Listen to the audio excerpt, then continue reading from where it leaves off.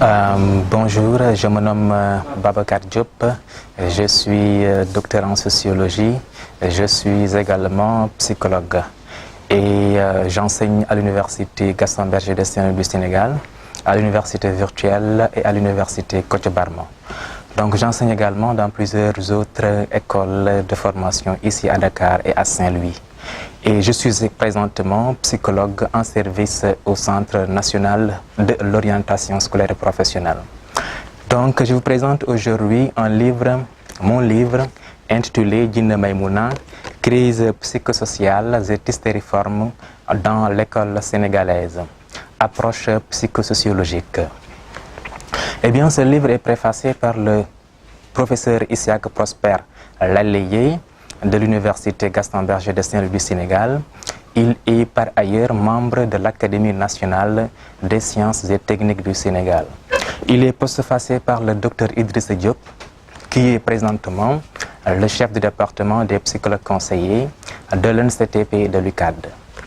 Eh bien, globalement, dans ce livre, j'essaie d'analyser les crises qui affectent les élèves, singulièrement les filles, dans les collèges et les lycées du Sénégal. En effet, depuis presque une décennie, ces crises bouleversent les collèges et les lycées. Elles engendrent un climat d'inquiétude, un climat d'émoi, un climat de peur, un climat de stupéfaction. Elles entraînent également une altération de l'atmosphère pédagogique des établissements. Toutes choses qui, bien souvent, bouleversent le système éducatif sénégalais. Et selon la croyance populaire de l'Homo sénégalensis, ces crises seraient l'effet de la persécution d'un djinn, d'un agent surnaturel, d'un esprit invisible, qui est communément appelé Djinna Maïmouna. Mythe ou réalité?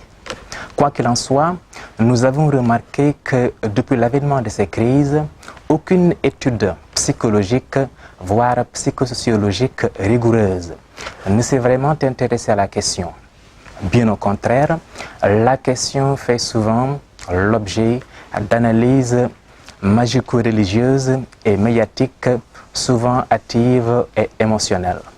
À ce titre, il nous a paru intéressant de mettre à contribution la perspective sociologique et psychosociologique pour en éclairer les causes. À ce titre, nous nous posons deux questions. La première, quelles sont les causes psychosociales et les conséquences de ces crises? Et la seconde, quelles sont les méthodes d'intervention susceptibles de prendre en charge de telles crises? Pour répondre à ces deux questions, nous avons fait des enquêtes. Nous avons discuté avec des élèves, notamment des filles, qui ont été victimes de ces crises. Nous avons discuté avec des filles qui ont assisté à ces crises.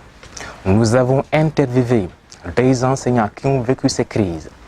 Nous avons discuté avec des principaux, avec des proviseurs, avec des censeurs, avec des surveillants. Nous avons discuté avec des enseignants.